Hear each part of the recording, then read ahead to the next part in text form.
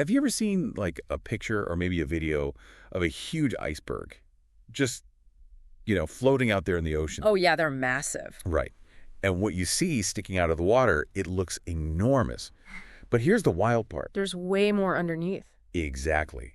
That visible bit, it's apparently only about like 10% of the whole thing. The other 90%, it's just lurking beneath the surface, hidden. It's a great analogy, actually. Yeah, it's a powerful reminder, isn't it, that what you see isn't always the whole story. Oh, not. And that idea, that specific image, is exactly what we're diving into today on the deep dive. We're going to use that iceberg picture to understand something super important in health, which is how so many diseases actually have this huge hidden part. Right, the unseen part. And how clever public health experts are actively, searching for them. This whole thing's called the iceberg phenomenon of disease. That's the term. Yep. So our mission today is to sort of unpack how we find these hidden health issues and why being proactive, looking for problems before they show symptoms is just so incredibly important for all of us. It really is. And, this isn't just about doctors and medicine. It's actually a way of thinking. How do you mean? Well, it helps you see beyond the obvious in lots of situations. Imagine if you could spot potential issues, hidden trends, before they become these huge, visible problems. Okay, yeah. That kind of foresight, that iceberg thinking, it's powerful, whether you're talking about community health or, I don't know, how systems work, even just planning your own life. That's interesting. But today, we're focusing on how it applies to health, and we're drawing from some really clear sources that explain this whole proactive approach. Okay, great. So let's really try and make this iceberg analogy stick when we talk about disease. Let's do it. So when doctors diagnose someone, or, when we hear about people getting sick, Yeah. that's like seeing the tip of the disease iceberg. Right, the visible part. It's the part that's become obvious, maybe with clear symptoms that send someone off to the doctor or the hospital. But here's the critical insight from our research. That visible tip. Yeah. It's actually just a tiny, tiny fraction of how much disease is truly out there in a community. Yeah, the reality is much, much larger. It's all under the surface. So what is that hidden part? Well, that hidden part, the submerged portion of the iceberg, that represents this huge, often unacknowledged amount of disease in a population. And think about it. It's not just people who are sick but haven't seen a doctor yet. It includes things called subclinical cases. Subclinical? Yeah, basically people who have a disease but literally have no obvious symptoms. They feel totally fine. Wow. So they wouldn't even know. Exactly. No reason to think they're sick. Or you have carriers, people who carry a disease that maybe can even spread it, but don't feel ill themselves. Okay. And then they're just, undiagnosed cases, people who have a condition, but the healthcare system just hasn't identified them at all. Our sources specifically mention things like diabetes or high blood pressure. Lots of people walk around with those without knowing it because, well, they don't have symptoms yet. They're part of that hidden mass. That's kind of mind-blowing when you think about it. It really is. And understanding this hidden part is so key because it changes how we think about diseases. How so? Well, they don't usually just pop up out of nowhere, fully formed with symptoms. Most diseases actually start silently.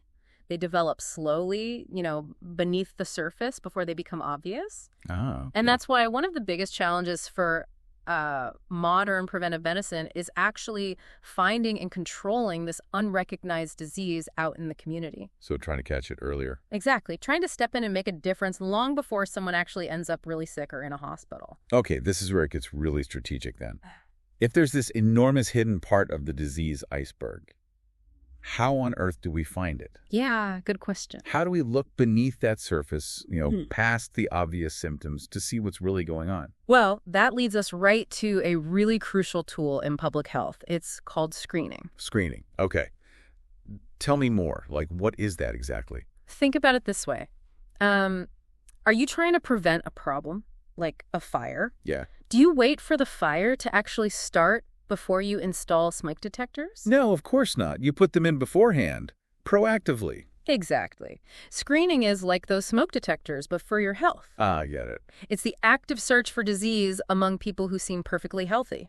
Apparently healthy. So people who feel fine. Right. It's about being proactive, not just waiting until you feel sick, but actively looking for potential issues when everything seems okay on the surface. Okay. That makes sense. Yeah, and our sources give a more formal definition. They say it's the search for unrecognized disease or defect by means of rapidly applied tests, examinations, or other procedures in apparently healthy individuals. Rapidly applied tests. Well, the goal is basically a broad sweep, like casting a wide net. You want to efficiently identify individuals who might have a hidden condition so they can then get checked out more thoroughly by a doctor. Right. So it's like a first step. Precisely. And this whole concept, it actually has a pretty interesting history. For a long time, people had, annual health examinations, basically yearly checkups. The idea was sound, catch diseases early. But just imagine trying to give a full, detailed doctor's exam to every single person in a big city every year. Wow, yeah. That sounds impossible. It's expensive, time-consuming. Totally. Incredibly expensive, huge amount of doctor time.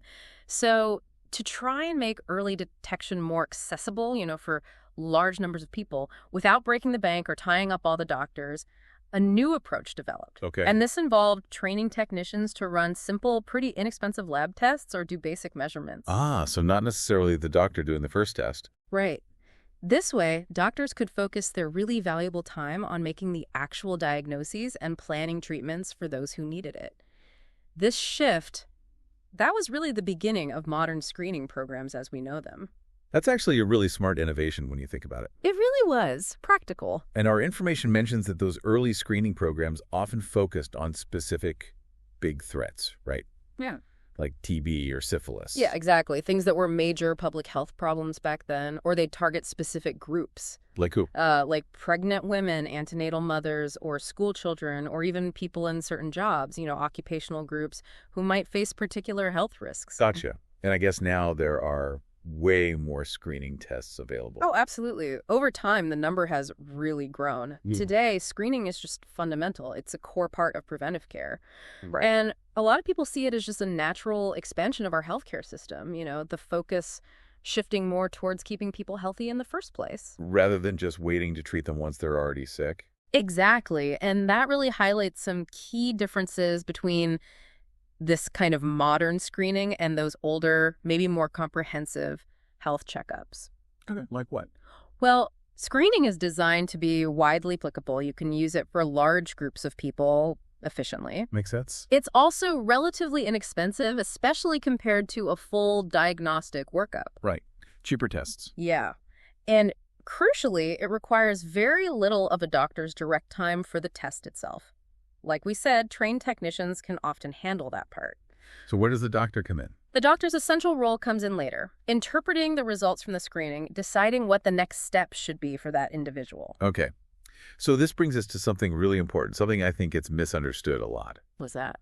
A screening test is not the same thing as a diagnostic test. Absolute critical distinction, yes. If you get a positive result from a screening test, say something flags up, it doesn't automatically mean you definitely have the disease, right? Correct. It does not. It just means, what? You've been flagged. Pretty much. It means you need to see a doctor for more tests, further, more definitive diagnostic tests, and then maybe treatment if those confirm something. It's like a security alarm going off in a building. Yeah. It doesn't automatically mean there's a burglar inside. Right. Could be a false alarm. It just means someone needs to go and check it out properly, figure out what's actually happening. That's a perfect way to put it, yeah. And our sources, they helpfully lay out the specific differences between screening tests and diagnostic tests. Understanding these really helps you see their distinct roles. Okay, let's break that down. What are the key differences? Okay, first, think about who the tests are for. A screening test, generally, is done on people who are apparently healthy. Feel fine, no symptoms. Got it. Right. Whereas a diagnostic test, that's for individuals who already have some indication of a problem. Maybe symptoms, maybe something else showed up, they're actively feeling sick or have a specific concern. Okay, so different target groups. What else? Then there's how they're used. Screening tests, like we said, are applied to groups of people. Wide net. Exactly. Maybe everyone in a certain age range or a particular community. A diagnostic test, though, is always applied to a single patient. It's tailored to their individual situation, their symptoms, their history. Much more personal. Okay, and think about the results. A screening test often gives you a fairly simple, maybe even somewhat arbitrary result, like a yes or no, or maybe a number that's just above or below a set cutoff point. Like a quick filter? Exactly. A diagnosis, though, that's much more complex. It's typically not final right away. It can be adjusted as more information, more evidence comes in. A diagnosis is really the sum of all the evidence a doctor gathers, symptoms, signs, multiple test results, not just one single screening number. Right, it's a bigger picture. Definitely. Then the criteria used. Screening often relies on just one or maybe a few simple criteria, like, say, a specific blood sugar level for a diabetes screen. Keep it simple for mass application. Right. A diagnosis, on the other hand, is based on a really thorough evaluation of many different things: the patient's symptoms, physical signs the doctor observes, a whole range of lab findings maybe. It's comprehensive. Okay. What about accuracy and cost? That seems important. Very. Screening tests are designed to be quick, broad, and generally less accurate than diagnostic tests. Less accurate. That sounds bad. Well, it's a trade-off. Because they're less pinpoint accurate, they're also less expensive. And that lower cost is what allows them to be used so broadly across populations. Oh, okay. So it's about balancing cost and reach. Exactly. Diagnostic tests, conversely, are engineered to be more accurate. They aim to provide a definitive answer. And because of that, they're usually more expensive. More accurate, more expensive. Got it. And this ties into treatment. A positive screening test on its own is not a basis for starting treatment. Right, we said that. It's just a flag. Correct. It's just a signal to investigate further. But once a diagnostic test confirms a condition, that result becomes the basis for starting a specific treatment plan. Makes sense. And one last difference, maybe think about who kicks things off. With screening, the initiative usually comes from, say, a public health program or an agency offering care. They're reaching out to the community. Proactive outreach. Yeah. With diagnosis, the initiative usually comes from the patient themselves. They have a complaint, a symptom, something worrying them, and they go seek help. Okay. That's a really clear set of differences. They're definitely two very different tools. Absolutely. Each vital, but for specific jobs in the whole healthcare process. Our info does mention, though, that some tests can be used for both. Ah, yes. Good point. There's a nuance there.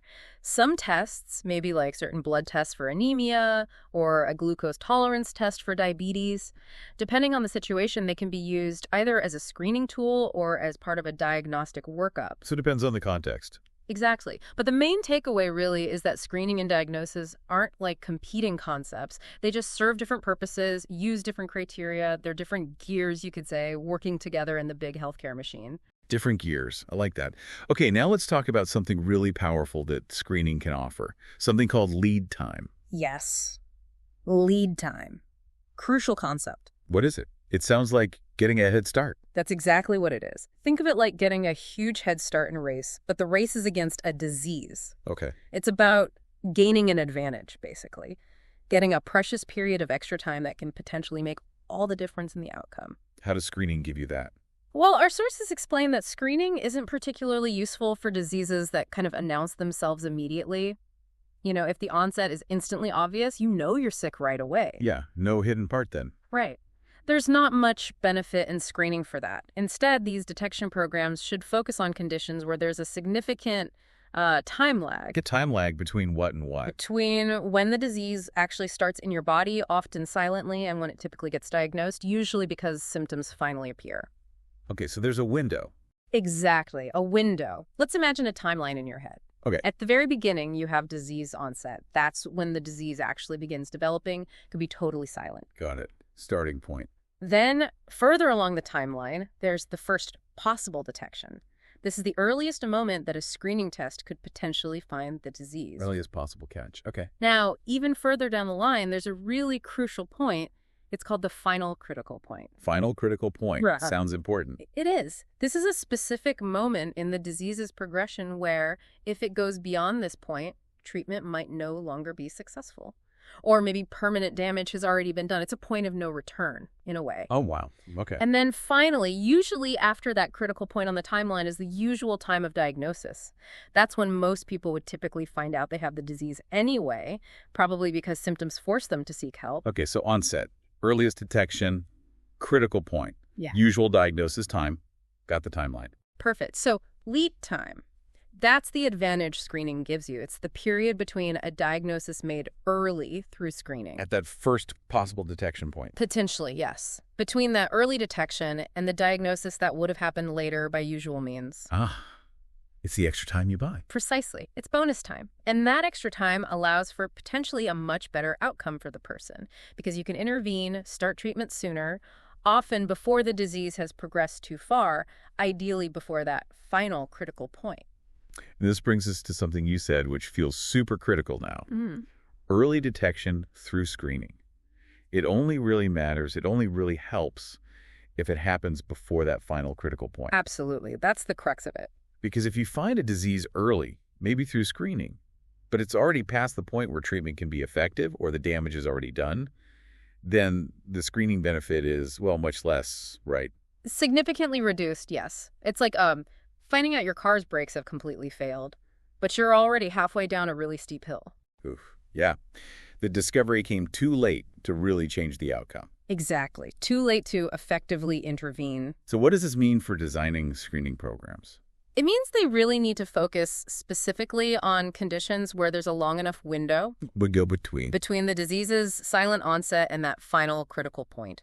There needs to be enough time in that window for the screening to happen, for follow-up diagnosis, and for treatment to actually start and make a real difference. So it's not just about finding things early. It's about finding them early enough to act effectively. Precisely. It's about being smart, being strategic with where we put our public health efforts and resources. Makes sense. And, it's always a balance. The complexities, the costs of any big detection program always need to be carefully weighed against the actual benefits they deliver to people's health. Right. It has to be worth it. It's all about creating smart, effective public health strategies that genuinely improve people's lives on a large scale. Okay. So let's try and wrap up our deep dive for today. We've covered a lot of ground. We have indeed. We started with that amazing iceberg phenomenon of disease, realizing just how much illness can be hidden, beneath the surface. The unseen majority. And then we uncovered how proactive screening acts like a tool to help us find some of those hidden health issues. And we made that really clear distinction between screening the initial search and a full diagnostic test. They're different tools, yeah. And finally, we got into the incredible strategic advantage of lead time, that precious head start that early detection can give us, potentially changing the whole course of a disease for the better. It feels like a really powerful look into how modern preventive medicine is working, tirelessly to keep whole communities healthier and help individuals thrive. It really is. Yeah. And as you think about all this, it's worth remembering that these ideas, these principles, they aren't just for medicine. Oh, how so? Well, the core concepts, right? Seeing beyond what's immediately visible. Being proactive instead of just reactive. Understanding how to use information wisely to make better decisions. Yeah. These apply to so many parts of life, whether it's your personal health, sure, but also maybe figuring out a solution for a community problem, or even just planning a big personal project. Learning to spot that hidden mass and trying to gain some lead time, that can be incredibly valuable skill anywhere. That's a great point, thinking beyond the obvious. Exactly. So maybe the next time you hear about a health screening, or even just a general checkup, perhaps you'll think about that hidden iceberg and think about the incredible lead time it might offer you, or maybe someone you know. And it makes you wonder, what other hidden things might be out there in the world and society, just waiting for us to develop the right kind of screening, the right way of looking, to discover them. That's a fascinating thought to end on. Something to mull on until next time.